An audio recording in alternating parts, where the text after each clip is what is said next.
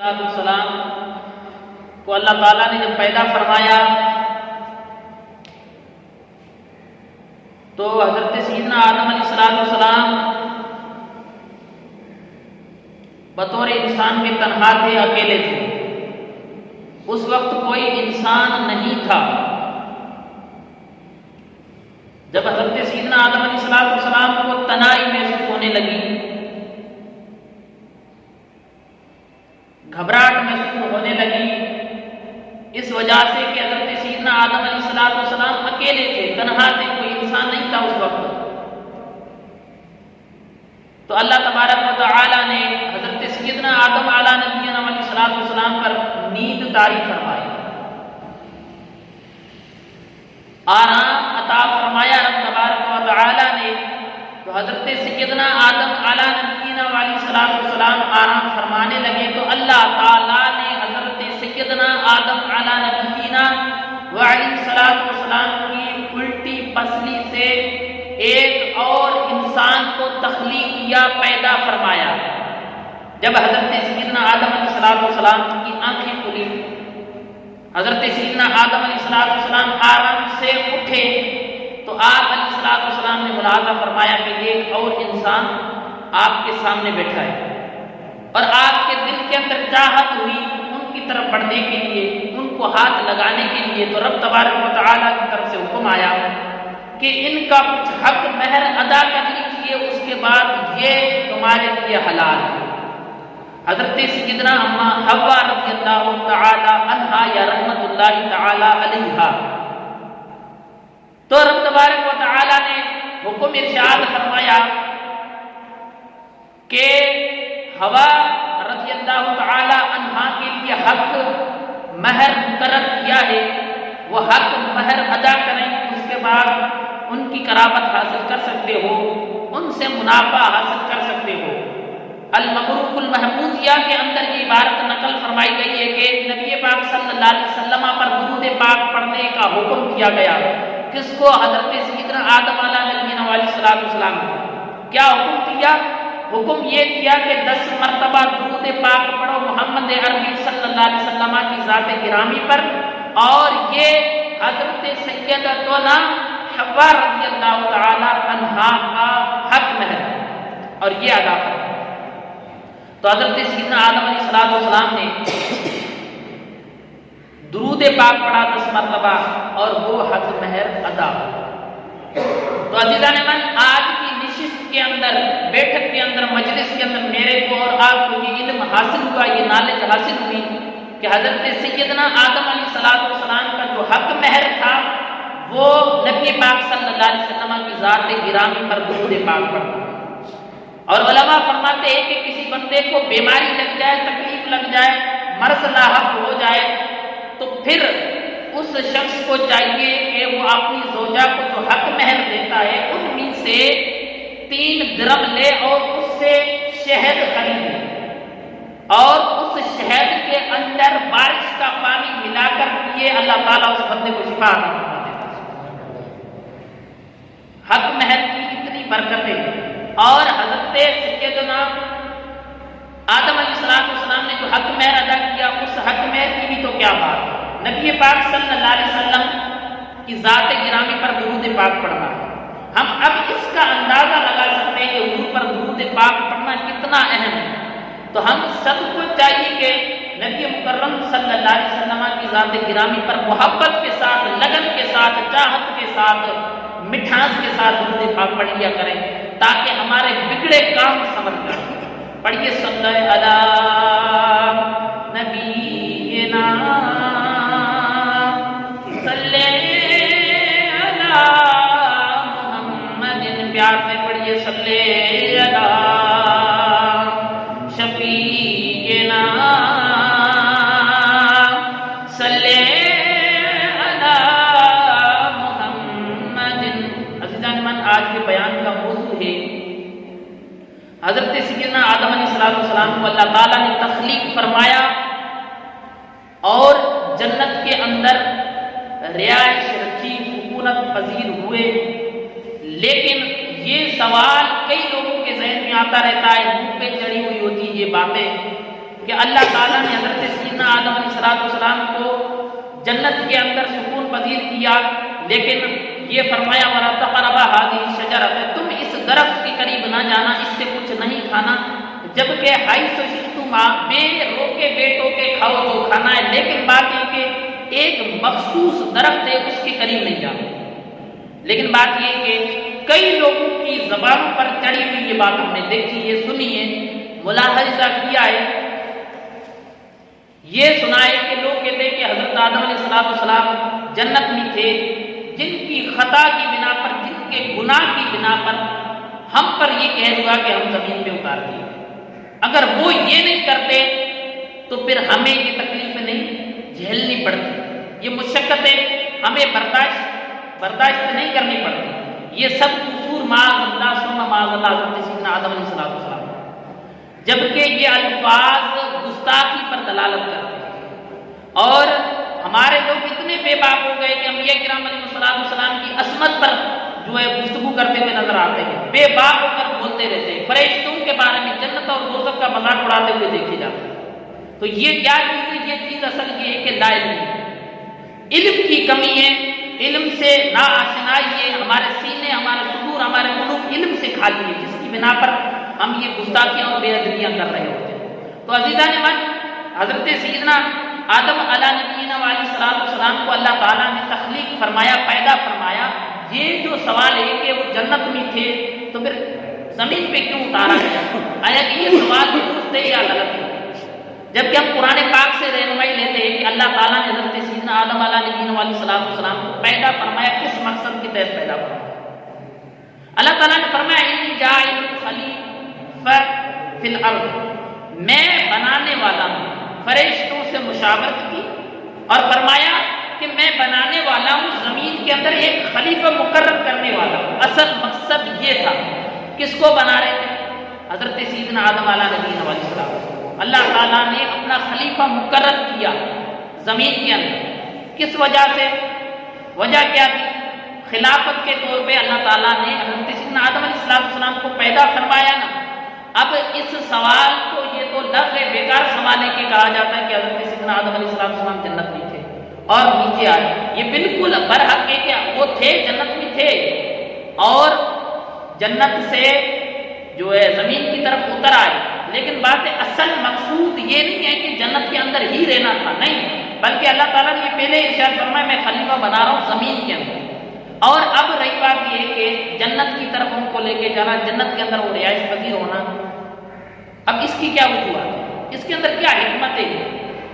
اس کے اندر حکمت یہ ہے کہ حضرت سیدنا آدم علیہ السلام کو جنت کے اندر رہائش پذیر کیا گیا، اور ان کو ایک درخت کے جو درخت تھا اس کے قریب جانے سے منع کیا گیا، وَلَا تَقْرَبَا هَٰذِهِ الشَّجَرَةَ، تم اس درخت کے قریب نہیں جانا، حیث شئتما اس سے قبل آیا کہ تم جو چاہو بے روکے اور بے ٹوکے کھاؤ، تو وہاں تھے۔ لیکن بات اس کے اندر حکمت یہ تھی کہ شیطان ملعون جب انسان کا دشمن ہو گیا حضرت سیدنا آدم علیہ السلام کا، تو اس دشمنی کو ظاہر کرنے کے لیے کہ شیطان انسان کا دشمن ہے، وہ تو وہ کیسے دشمن ہے، وہ کیسے انسان کو بہکاتا ہے، کیسے انسان کو بھٹکاتا ہے، جبکہ قرآن مجید و برہان رشید یہ صراحتاً بیان فرماتا ہے کہ اللہ تعالیٰ کے جو بندے ہوتے ہیں، انسان ہوتے ہیں، وہ نسیان سے پاک نہیں ہوتے، ان سے بھول ہوتی ہے۔ تو حضرت سیدنا آدم علیہ السلام کو حکم یہ تھا کہ اس درخت کے قریب نہیں جانا،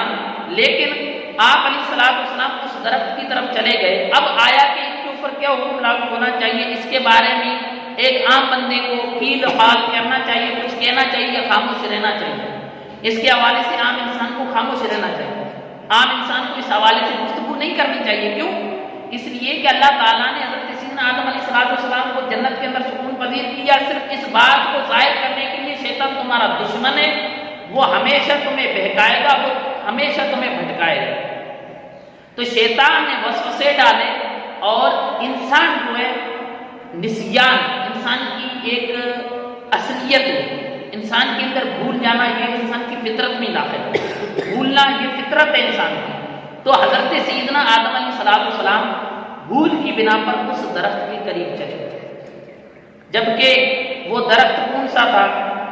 اس کے حوالے سے مفتہ بھی قول یہ ہے جس کے بارے میں علماء کا اجماع ہوا ہے یا اکثر مفسرین نے جو بیان فرمایا وہ یہ ہے کہ وہ گندم کا درخت ہے۔ جبکہ ہم دیکھیں تو گندم کا تو پودا ہوتا ہے، درخت نہیں ہوتا۔ ہم دیکھیں بنیوں کے اندر پودا ہوتا ہے چھوٹا، جبکہ یہ درخت کس چیز کا؟ اور اس کے بارے میں علماء نے بیان فرمایا اس کا جو دانہ تھا وہ بیل کا جو گردہ ہوتا ہے اس کے برابر تھا۔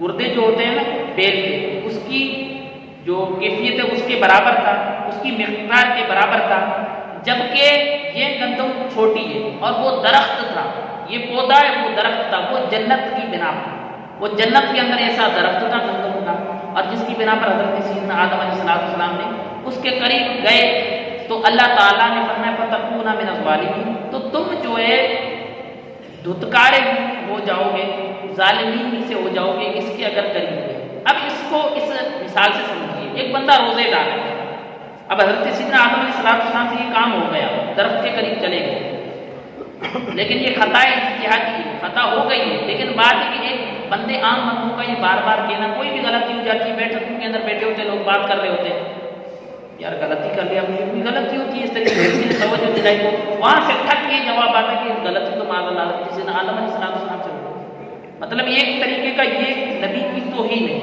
یہ ہم سب مسلمانوں کو یہ زیب نہیں دیتا کہ ہم کسی نبی کے بارے میں کچھ کہیں، ہمارا یہ حکم یہ ہے کہ ہم نبی کے بارے میں خاموشی اختیار کریں۔ نبی علیہ السلام کے جو معمولات ہوتے ہیں ان کے اندر حکمتیں ہوتی ہیں، وہ رب جانے اور رب کا نبی جانے، عام ہونے کے لیے نہیں کہ اس کے اندر اسے۔ تو اب جو بندہ روزہ رکھتا ہے، روزے دار کے لیے کیا حکم ہوتا ہے؟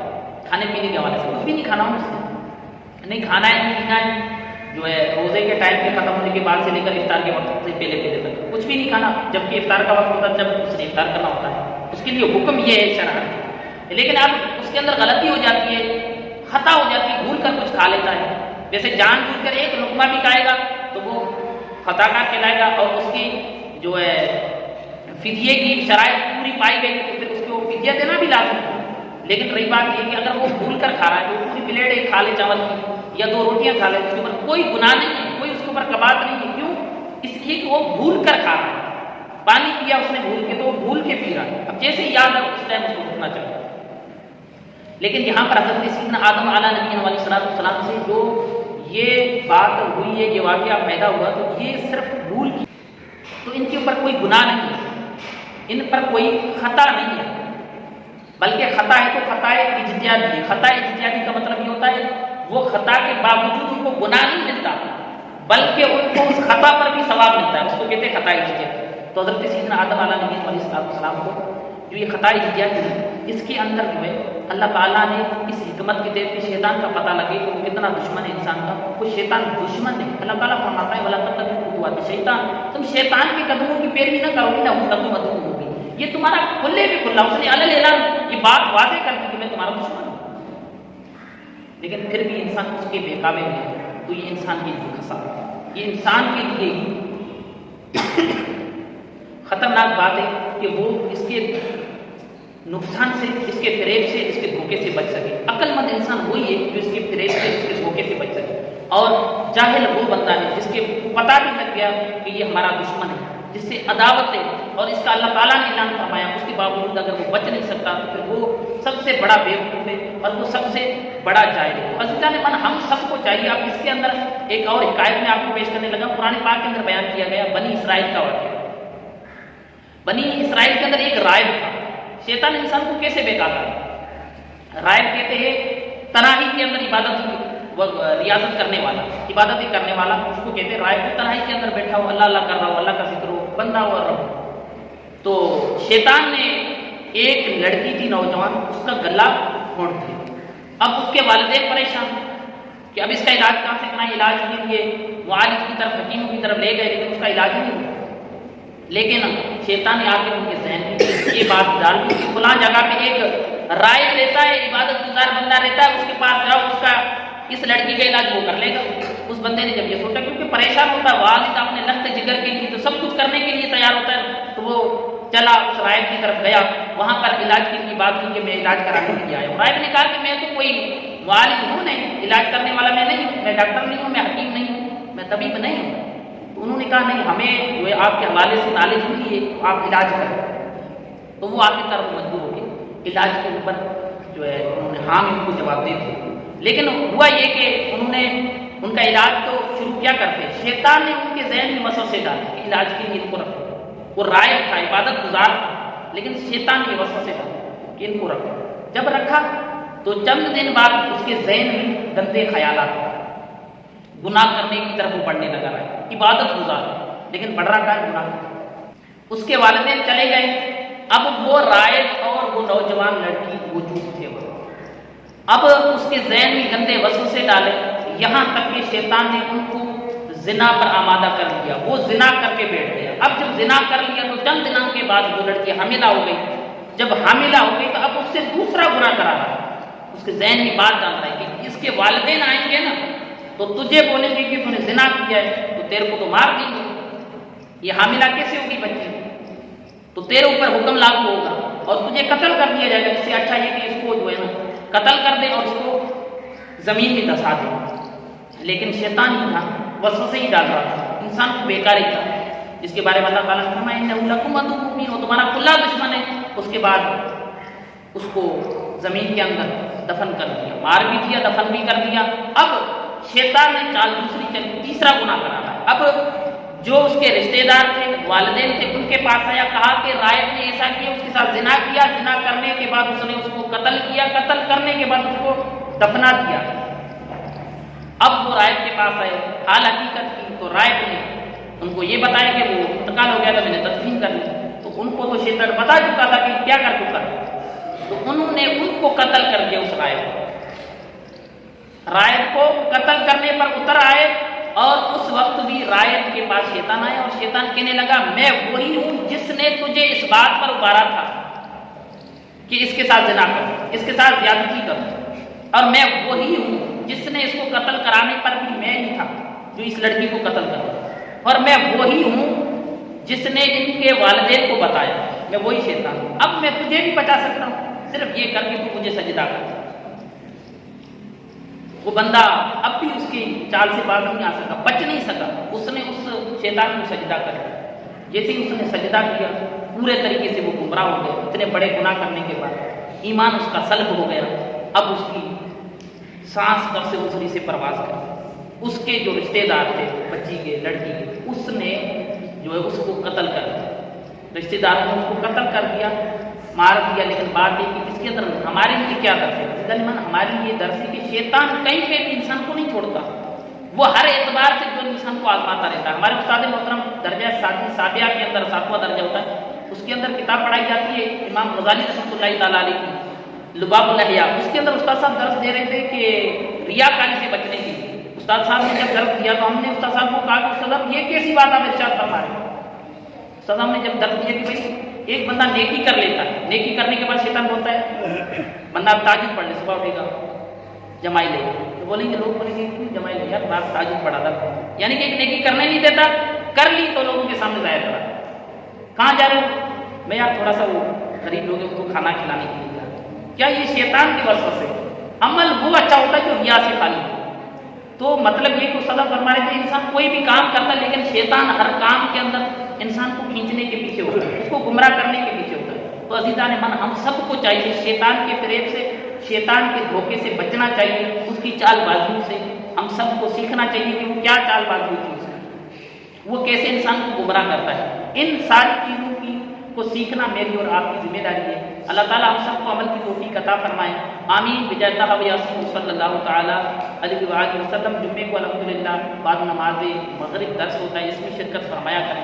اور الحمدللہ ہمارے یہاں جو فجر کے بعد جو درس ہو رہا ہے اس میں جو نماز کے مقروحات تحریمہ شروع ہو گئے, اور آگے کے جو بھی تھے وہ آپ سنتے رہتے ہو کہ کیا کیا یہاں ہو رہا ہے نماز فجر کے بعد. تو آپ احباب بھی کوشش کیا کریں, زندگی بے حد مختصر ہے. میں اور آپ کئی لوگوں کو دفنا کر آ گئی ہے, لیکن باتیں ابھی بھی ہم جو ہے سبق حاصل نہیں کریں گے تو پھر جب قبر میں چلے جائیں گے تو پھر پتہ لگے گا کہ اب کیا پچھتاوا کہ جب چڑیا چگ گئی.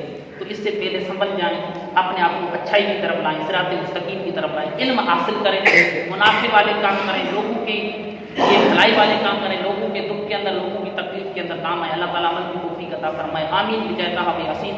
صلی اللہ تعالیٰ علیہ وسلم. سنت